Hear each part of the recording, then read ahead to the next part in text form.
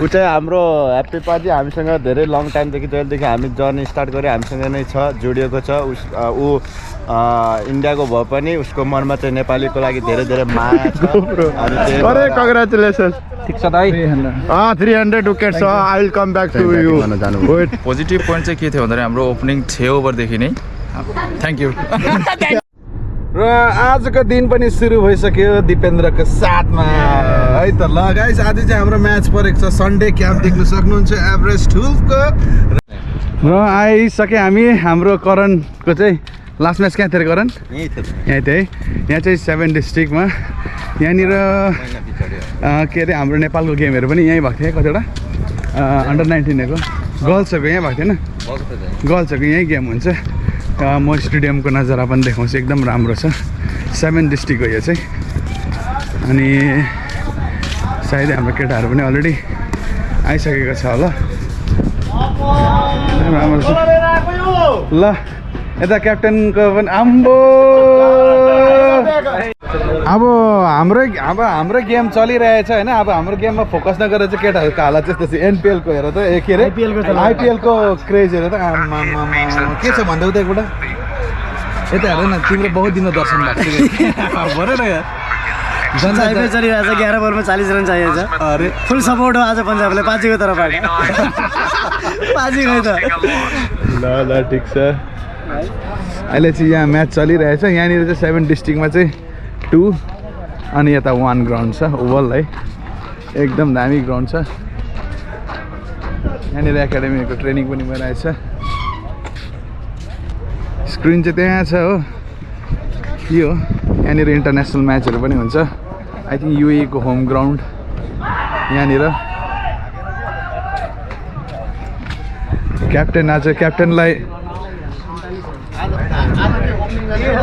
यहाँ यो ग्राउन्डमा त मिलनले भन्नै पर्दैन मलाई होला।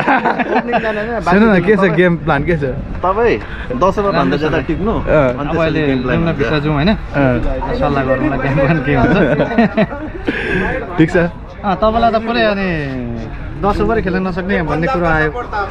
मलाई भन don't forget my last inning I batted 15 overs. 10 ओभरमा तपाईँ 100 हान्नु होला, मान्छु हान्न सक्ने भए क्यापेबिलिटी हो। तर 10 ओभरदेखि उता टिक्ने मान्छे होइन क्या। मलाई पहिल्यैदेखि डाउट गर्ने मान्छे तपाईँ 10 ओभरमा 100 हान्न सक्ने क्यापेबल मान्छे हो।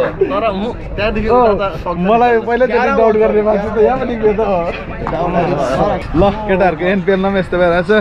ल यहाँ मामाको पनि दर्शन भइसक्यो। मामा आजकल क्यामेरामा आउनु चाहेर हो किन हो?